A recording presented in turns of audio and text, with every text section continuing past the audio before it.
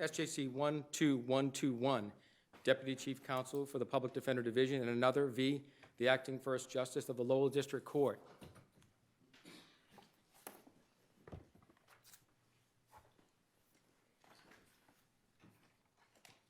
Mr. Rudolph, good morning. Give us a second. And you may proceed.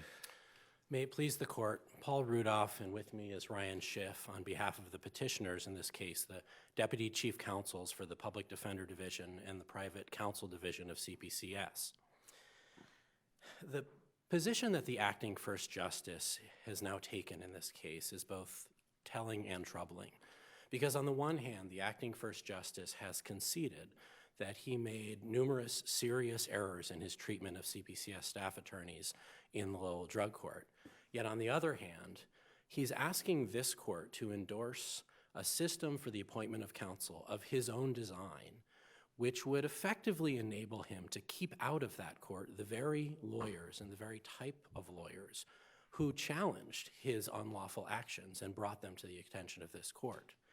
And we're asking this court to reject that invitation because under Chapter 211D, under the clear legislative authority that the legislature granted to CPCS when it created CPCS by enacting 211D, it is impermissible to allow him to effectively design his own system for the appointment of counsel. Do you have to, though, make a distinction between what happens with respect to the operation of the team versus what happens when somebody, a defendant, is entitled to counsel because of an open violation, probation violation? At which point, I take it, on the latter, that the Acting First Justice is arguing that the system of appointment would be your system of appointment, right? He's not making that argument. If that were his argument, we I mean, I wouldn't have thought much that of with a- violation, it would follow the list, and then the person could No. come into the... His argument, Justice Botsford, is that he should be able to hand select the lawyers who serve as team members. And then Yeah, he should be yes, entitled to give preference to those that's attorneys right, when he that's appoints counsel when a violation of probation arises. And only if it's not possible for some reason to appoint one of his hand-selected lawyers Okay. will he then follow our system. Let me ask you this. Yes. What if he did what I mistakenly thought he was doing? What if he helped to selected the people, or people who were the team members, but when there was an active violation, it would follow. There would be no preference for somebody who was a team member. Well, Because I take it that the protocol is that when there is a violation, the person representing the defendant comes into the team for that particular event. right. So to be very clear, the issue before this court is not whether or not individuals have a right to counsel in drug court I know that. at the staffing hearings. I think that's an interesting question, and if the court ever gets to that question, that will get to this question that you're asking, which is, can he do that? Can he hand select lawyers? That's not the issue before the court. We haven't raised that issue. But yes, what I would agree that if he, at this juncture, if he follows the system for the appointment of counsel that CPCS has established, once there is an alleged violation of probation, that would not violate 211D. But giving preference to those lawyers who he has hand-selected, and according to him, he is hand-selecting these lawyers based on his perception of them as being sufficiently cooperative. And he acknowledges that those lawyers might not be the same kinds of lawyers who have the sort of makeup to be effective litigators. That is deeply troubling. Not only does it violate 211D, but it really undermines the right to counsel for poor people in the drug court, and it also invites ethically perilous behavior by both judges and defense attorneys. With respect to rules of appointment, are you saying that there's no room for different rules with respect to drug courts than any other case? There certainly is no drug court exception in 211D, Section 5. And in fact, 211D, Section 5 is incredibly broad. It says that the legislature vested in CPCS the authority to, quote, establish, supervise, and maintain a system for the appointment of counsel, and I'm paraphrasing here, but in every case, in every type of case in which an individual is entitled either by statute, constitution, or rule of court to the appointment of counsel. So are you saying our hands are tied by 211D? Your hands That once a judge declares someone to be indigent, it's over? Once a judge declares somebody to be indigent, under 211D and under Rule 310 of this court, the judge appoints CPCS, meaning that means it appoints CPCS who establishes the system for the appointment of counsel. The judge cannot say, I'm not going to follow that system. I want this lawyer for this defendant. And that includes, obviously, in your position, drug courts. There's no Or any question about it specialty court. because yes, this is a specialty court, and we recognize the value of specialty courts, and we recognize nobody cares more than we do, more than CPCS does, about seeing the success of our clients in drug court. But we're talking here about a circumstance in which there's an alleged violation, and in other words, the drug court is asserting this person has failed in some way, and their liberty is at stake. There is a possibility they could go to jail. No, there's no, this is not by way of excuse for what happened. We'll have to take a hard look at this. But since Judge Zimian started the drug court in South Boston, there's been sort of an understanding of people who decide to take a probationary sentence and get into the drug court, that the rules are different. Now, that's just what's been happening. And is this different, what's happening in the Lowell District Court, or is it there's just an effort to try and stop it in the Lowell District Court? Well, when you say the rules are different, Well, I don't I'm mean not that. sure what No, you mean. I don't mean rules of criminal procedure or Chapter 211. When there's a drug court, everybody sort of understands in a district court how it's going to work in a drug court. And it doesn't seem to me that this is an unusual situation. It may be a very troubling situation, but it's not an unusual situation. When someone goes into the drug court, they sort of know how it's going to work and what's going to happen if there's a violation of probation. Yeah, I don't think people who go into the drug court have the understanding that they're not going to get attorneys who are conflict-free and committed to advocating zealously for their stated goals when they have a lawyer appointed. They have to agree to a variety of conditions. Conditions that- including sort of the operation of the team, right? Correct, but I don't think there is any understanding of any probationer that you're going to get a lawyer who's going to disagree with you at certain points, who may advocate for you to go to jail, even though you don't want to go to jail, who may advocate for an inpatient program, even though you want an outpatient program. I don't think any probationer is given that understanding. It sounds like this problem could only be solved if the defendant who agrees to go into the drug court also agrees to some kind of limited waiver of the right to counsel, because the rules don't involve the lawyers. The lawyers have an obligation separate and apart from whatever everybody else thinks is the goal of the drug court. But it seems to me that in order to have the outcome that the judge wants, it would have to be that anybody who gets into this would have to agree that the judge could do what he's asking to do. I don't know how you can curtail the lawyer's obligation here. Comment is not No, a question. I mean, obviously, if an individual makes a knowing, intelligent, and voluntary waiver of the right to counsel, they can have no counsel at all. I think there's still an ethical problem for the lawyers who are practicing Yes, there. because you're advising these people about whether to go into the drug court or not. You're advising them whether to go in the drug court, and if you then volunteer to serve as a lawyer, even under under a waiver of counsel, you still have to obey the rules of professional conduct. But I also think it's important to, debunk the notion, which is at the heart of the acting first justice's argument, that utilizing his preferred system for the appointment of counsel is actually necessary to achieve success for the probationers. I wanted to ask you this on that point. Judge Carlo also handles the drug court in Lowell. Is that right?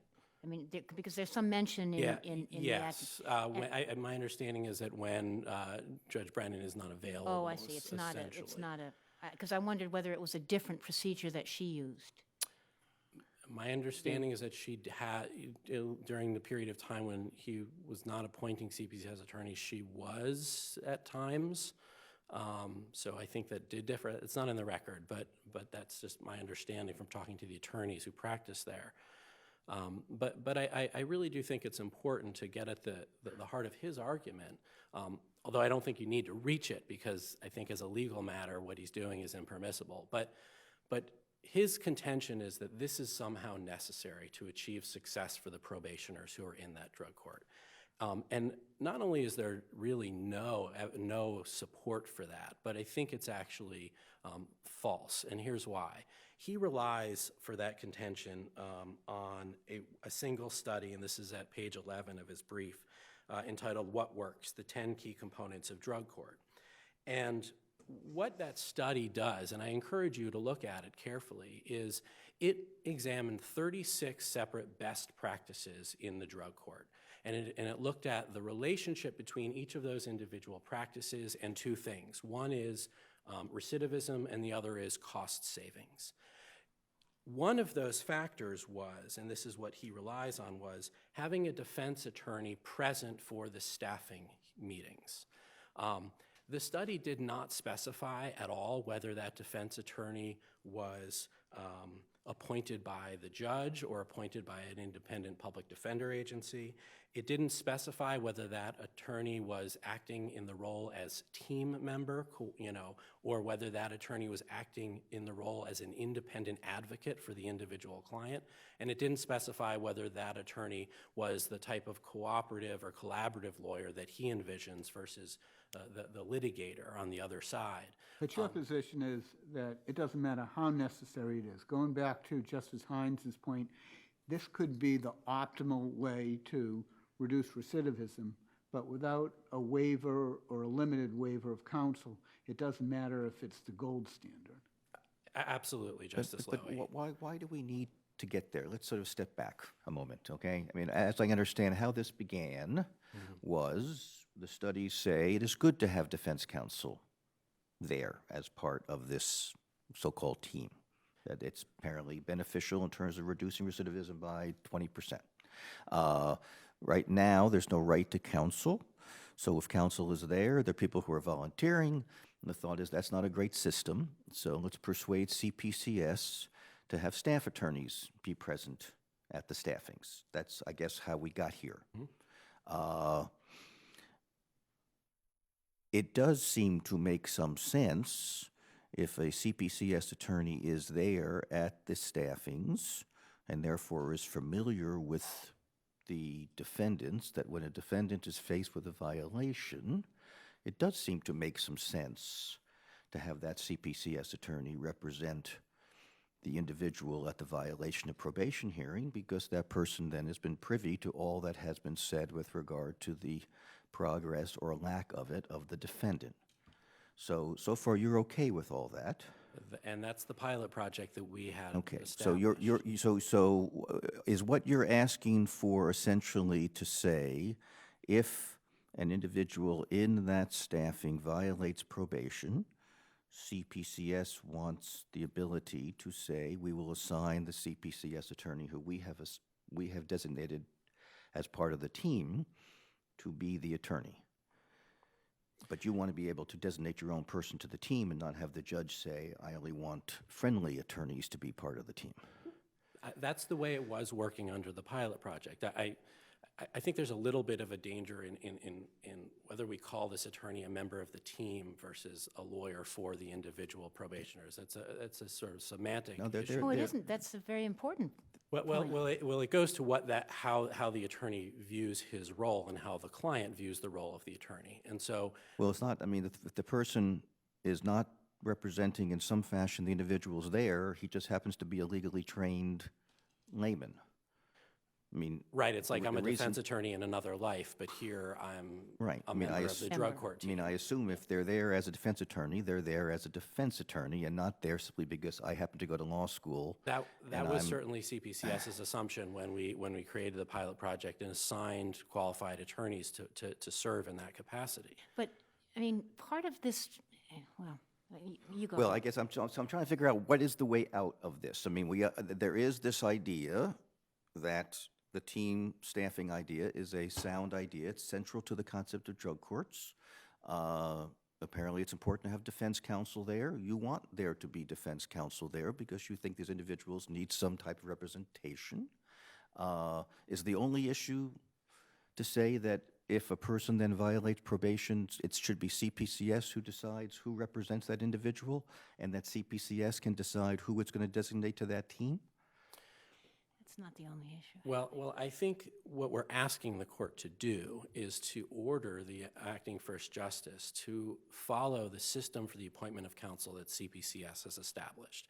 I'm not sure, because the issue of the right to counsel hasn't been presented to this court, whether this court could order CPCS and or the judge to have attorneys present for the staffing. But given that we are have been willing to establish this pilot project in part to assess cost and to assess the benefits of this, because it's a potentially significant cost to the agency that's not budgeted at the moment.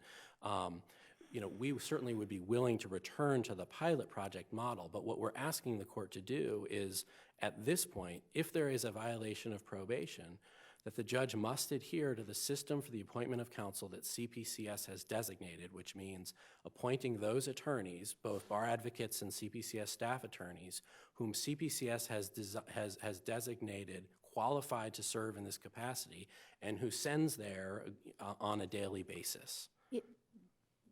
Which would leave open the possibility that CPCS would decide that the person it should be assigning to this is the team member, because that person is most familiar. But that would be a CPCS decision. Yes, and that's what we were doing until the point where we challenged his practices, and then he unilaterally ended the pilot project and said, we're not going to have lawyers in the staffings It wasn't, anymore. but didn't that start, though? I mean, I guess I see this as a sort of, the lawyer, where the disagreement, it seemed to me, between CPCS and the acting first justice, and forget exactly what happened in this case, but it seemed like there was a fundamental disagreement about the role of an attorney as a part of the team. I agree with that. That's what got this off I agree. off kilter. I agree, and I think our position was our attorneys were acting under their ethical and constitutional obligation, and also consistent with the drug court model, which recognizes that defense attorneys are supposed to advocate zealously for their clients' rights and stated goals. But I'm sorry, it doesn't make a difference about the drug court model, because your position is on 211D, that once the judge declares indigency, it's up to you folks. No, but that not goes the to the judge. violation part. That is correct, right? I think Justice Botzer was talking about the role of counsel pre-violation in the staffing meetings, and That's that's right. where this dispute really did arise. So I guess that, which leads me to this question about whether, if you think about, I don't know how quite this works, but if you think about those as two different issues, is it not possible to think of the role of a CPCS lawyer as a member of a team? And I understand you about ethical whatever, but that's where this agreement comes in, isn't it?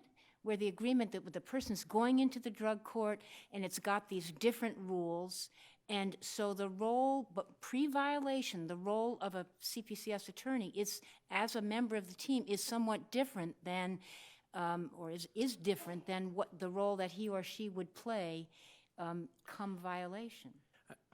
Could a probationer agree to that? Possibly, but I also think it would be incredibly unwise, because one of the reasons that even the acting first justice acknowledges that probationers have success in the drug court is if they perceive the process to be fair. And one of the critical means of ensuring that probationers perceive the process to be fair is if they have an advocate who is there to listen to them, to advocate for their goals, not simply to agree with the rest of the team members. I don't think that actually, and this is where I was getting to the issue of what actually is beneficial, what is necessary to achieve success for the probationers in drug court. So could it be done legally? Maybe. I think it would be incredibly unwise. I think it would undermine the goal of the drug court.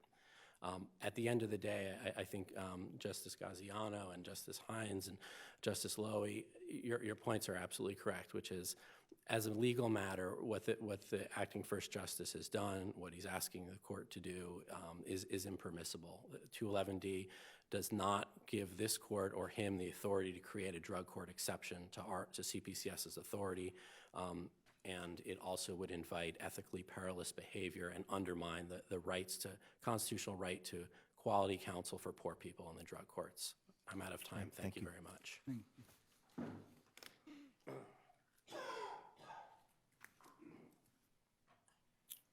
Mr. Ditkoff, good morning. Good morning. May it please the court, Joseph Ditkoff for the district court. With me is Bethany Stevens, my deputy.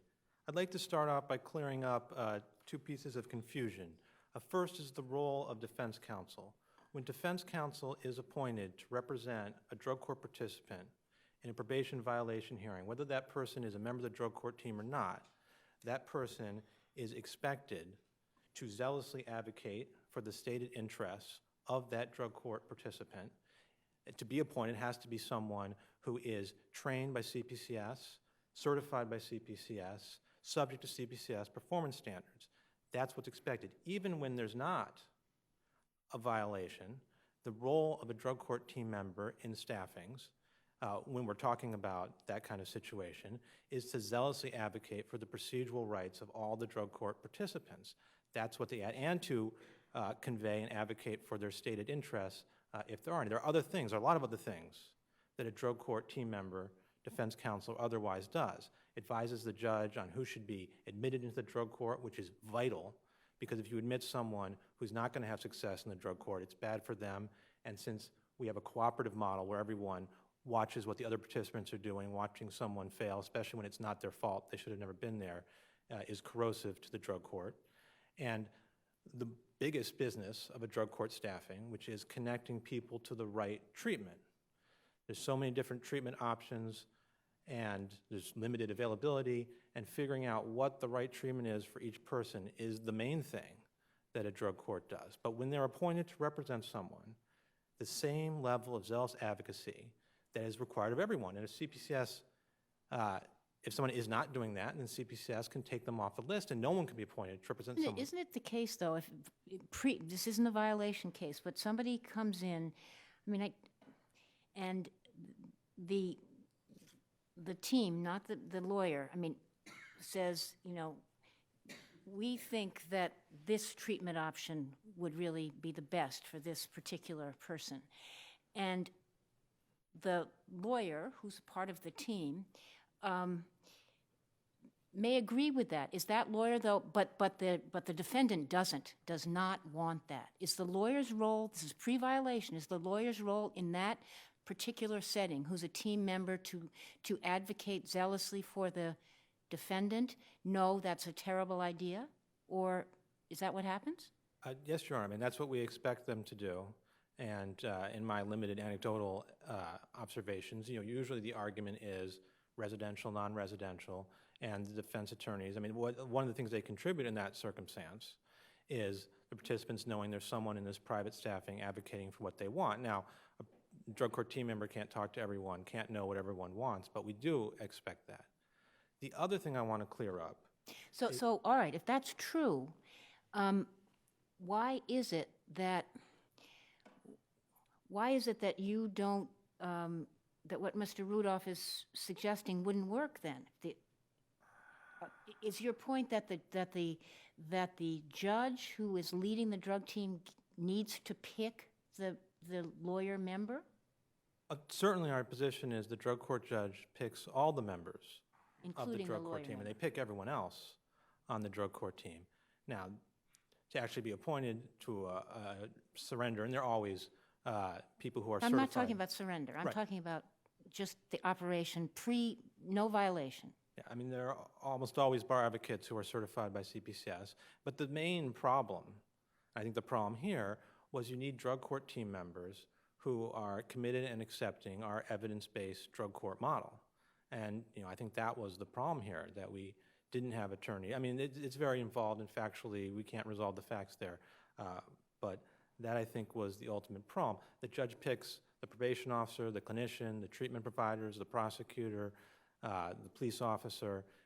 He should get to pick the defense lawyer as well. Now, obviously, in practice, ask the bar advocate group, send me some lawyers, talk to them, make sure they're committed to the model and committed to the work that's required.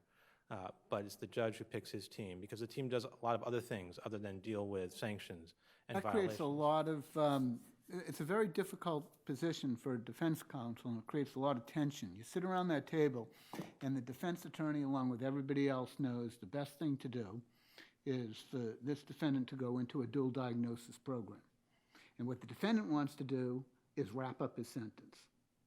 And you immediately have a tension there. And maybe between the lines, what's happening there is that the judge wants the attorney to be advocating for the dual diagnosis program and not for wrapping up. And how do you reconcile that view that might help as it relates to recidivism with the defendant's right to have zealous counsel at every stage? Well, it's the duty of the drug court defense counsel team member to advocate for the stated interests. I understand that, Of the but it person. seems to me that what's happening here is that the judge wants lawyers who are going to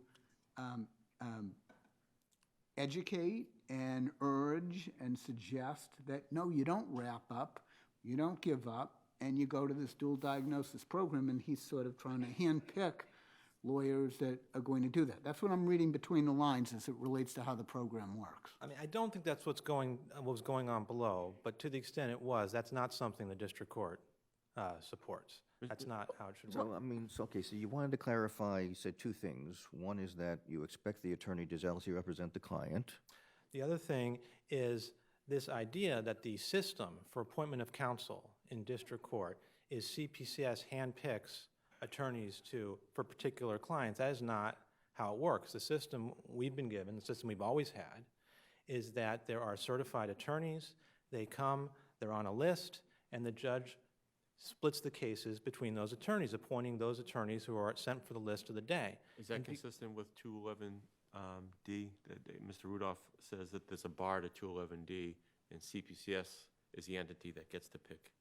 Sure, assignment counsel. because this is the system that the committee has established Right. for ordinary appointments in district court. So why can't CPCS designate a system and say, this is the system for appointment, and we're not going to say, send it to us and we'll name John Smith?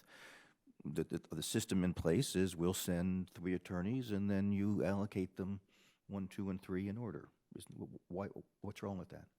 Well, it's not clear in any way to me that that is the system that the committee has expected. But what's wrong with it is exactly what my brother wants wouldn't work under this system. If there are CPCS staff attorney members of the drug court team, which there are, then under my brother's system, the judge couldn't appoint them. He would have to split it evenly among whoever was on the list who came here to pick up OUIs in arraignment session. So what you would have is a situation. Well, they could, though, if CPCS changed its system.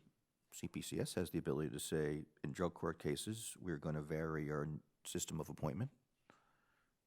I mean, that's certainly the case. But here we are, and this is the body that has a supervisory authority. What happens, there are 21, no, there's more than that. How many drug courts are there?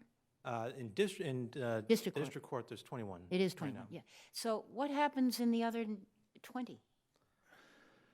What I am laying out is essentially what happens. But what you need to understand is that drug court probation violation hearings are not considered plum assignments because you pick up one of those and you're going to wind up having to go to the staffing, at least when your client is being discussed, and you're not going to get paid for that.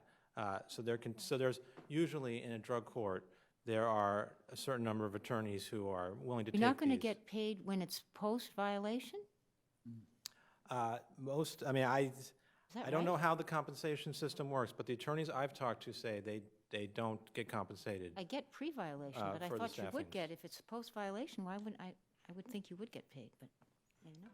Mr. Ditkoff, it but it does is- seem to me that, go ahead and finish your I was answer. just saying, since there's only a few attorneys who even want these appointments, it's usually not a problem. There's a certain group of attorneys who take these appointments, and there isn't much discussion. There's no one begging to get drug court violation hearing appointments. So, just one more, and then if there's a meeting, is it weekly? Yes, Your Honor. Okay, so you have a particular day, and there's no violations.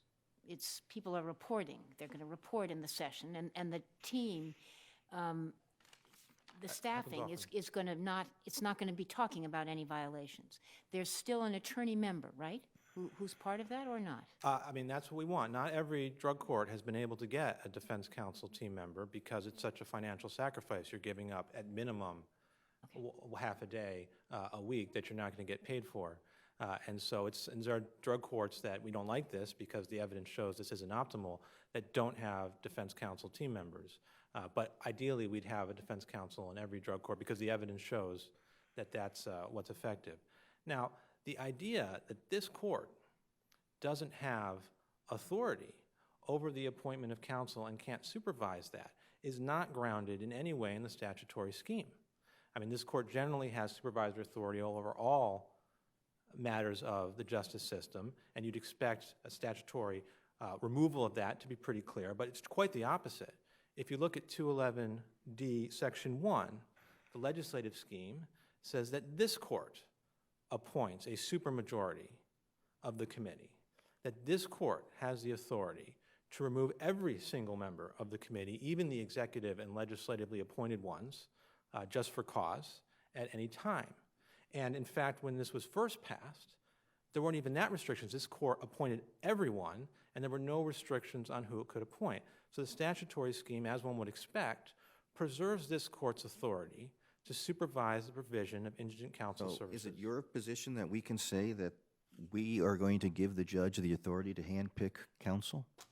Absolutely. I mean, that's what, not to handpick, but to establish how the system should work, and specifically to say that the judge can give the defense counsel team member preference in the appointments.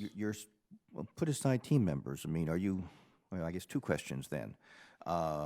Are you saying that we can say, yeah, the statute says CPCS appoints attorneys, but we can say, no, we're going to allow a judge to devise his or her own system to choose attorneys. Can we do that? Certainly you can. The statute doesn't say that. It doesn't say CPCS can? picks the attorneys. We then can Good, say... you shouldn't do that, but you have the But you're powers saying of that we have the authority, this is a statutory question. You're saying that we have the authority to say that rather than say that CPCS gets to choose the attorneys, we can tell judges, you can handpick the attorney. I mean, you shouldn't do that, but you have That's the question power. or not? It's question, no, Yes, no, no, whether you we have the should. Are power- you you saying have that the we have the authority to do so pursuant to the statute, that would not be in violation of the statute? Yes, you have the power to supervise the committee and Well, are you saying we can do it because we can basically say we want to do it, and if you don't vote this way, we're going to fire you? Is that the authority you say we have? The authority to basically go to our majority members and say, this is what we want you to do, and if you don't vote this way, we shall remove you? Is that what you suggest is our authority? Well, you certainly have that authority, but you have broad supervisory authority over the entire system, including the committee and including the judges who have been under the system of the committee given the power to appoint in the district court the particular lawyers to a violation hearing, and you can supervise that as well. Now, you shouldn't do what you're discussing, because as the ABA standards show, a system should be publicized, it should be even, and it should be predictable, and that wouldn't accomplish any of that.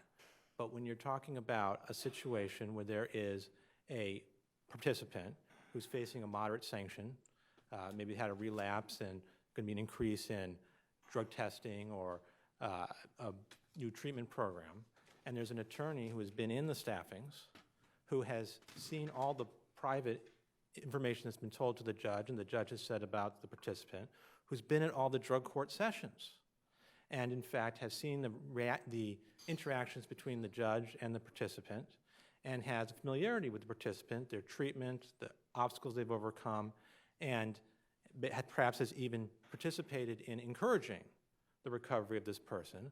Under my brother's system, even if that person was a CPCS staff attorney, you couldn't assign that person to the case. Instead, you'd have to assign whoever showed up for OUIs in a arraignment session. And this would have a pernicious effect of indigent versus wealthy persons. A wealthy person, and there aren't many, if any, in drug court, a wealthy person can hire the bar advocate, drug court team member, who has all this inside information and who has a relationship with the judge.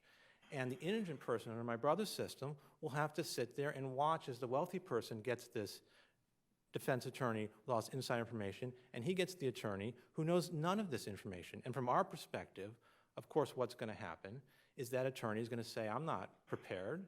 I need to find out what's going on. I need to review everything. And especially in a drug court situation where someone's had a relapse, you want to address it quickly. You don't want to have a week, probably while someone's being detained, where you're waiting for someone to get up to speed. You want to be able to address it at that point. Now, let me go back to, you say the judge should be involved in choosing his team or her team. Yes, Your Honor. CPCS, you asked CPCS to come in and designate somebody to be part of the Lowell team, correct? No, that's not quite. That's not correct. The pilot program was a unilateral pilot program that CPCS designed. We were not part of the design of it. We had asked them to compensate team members for being in staffings. We certainly didn't ask them to pick our team court members, though we acquiesced when they did it as a pilot program, and we certainly didn't want attorneys who were opposed to the drug court model, our evidence-based drug court model. So somebody comes, CPCS designates somebody, and your view is that the judge has the power to fire that person? Well, our To position, say you're not a good team member, you're too zealously representing your client, I don't want you here. our position is the judge picks the drug court team members in the first place.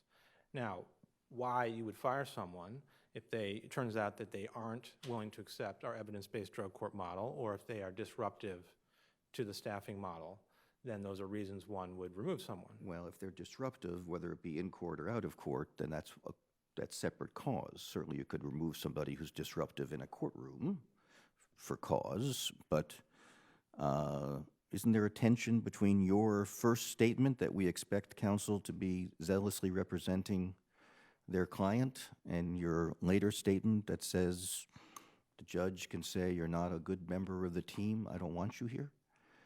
No, not at all, because zealously representing the participants is not be a grounds for removing someone from a drug court team. Just the opposite. Failure to do that would be a grounds for removing someone, because that is the duty of the defense counsel team member in the drug court. Well, that was the cause of the problem here, wasn't it? You had an attorney with a certain background, and there was some conflict in views between the attorney and the judge, and it seems like this is an example of why what you said first doesn't work or didn't work. Well, I mean, again, single justice said we can't decide the facts here, but I don't think that's what happened. You had a defense attorney who specifically said that the goal of the drug court, of the Lowell drug court, was to punish and incarcerate people, which is about as inconsistent with the model that we have as it could possibly be. Someone completely rejected the whole concept of our evidence-based drug court. And that's sort of a underlying problem here. If you look at the CPCS task force report on 77 to 103 of the appendix, you'll see I counted 20 things in there that are inconsistent with our model. They want the participant to be able to speak through counsel even when there's no violation. They want no police in the staffings. They want, even after you accept a disposition, to be able to litigate a motion to suppress or dismiss. They want a successful completion of drug court to automatically result in, not automatically, presumptively result in dismissals of misdemeanors and sealing, which would violate both Articles. I mean, there's a lot of things in there that aren't part of our model, and I think that may have been the genesis. But this is all, to the extent that is what the But what do judge you below is do, doing, what do you we don't- do if the attorney says, that's what I think I need to do to zealously represent my client? Those are the steps I need to take to zealously represent my client. Well, if what you feel you need to do to zealously represent your client is to utterly reject the drug court model, you shouldn't be in the drug court team. Now, if you're appointed to a case, and at no point have I defended the removal of the attorney already appointed, that was wrong, or even refusing to appoint someone in that, so the categorical bar on CPCS appointments, that was wrong too. So I'm not defending either of those things, but if that is your attitude, that I feel to zealously represent people, I have to reject this drug court model. Well, then you, I shouldn't mean, be you a drug court. characterize it as rejecting the drug court model. I mean, I don't know the facts here, and it's not before us, but I can imagine a situation to say, Judge, what you are really doing here is effectively punishing these people and not truly helping them, and I'm going to call you out for doing what I think you, Judge, are actually not in keeping with the drug court model, and I'm going to call you on that because that's what I need to do in order to represent my client. That would be an appropriate thing for a Well, how defense about attorney this? or a How drug- about this? So somebody is in there representing a defendant in the drug court. There's a notice of a violation of probation. There's a dirty urine. So the attorney says, well, I want a preliminary hearing, and I want the discovery as it relates to the test, and I want to get an independent expert. That's zealously representing the client, and it destroys the whole drug court model. So at some point, it's difficult to reconcile these two issues, but ultimately, the person in there, who's the lawyer in there representing the defendant, has to do what he or she thinks is right by that client. No, I don't think that's inconsistent with the model, if that makes sense for the particular sanction as a tactical matter. Now, we don't have preliminary hearings now, we got detention hearings.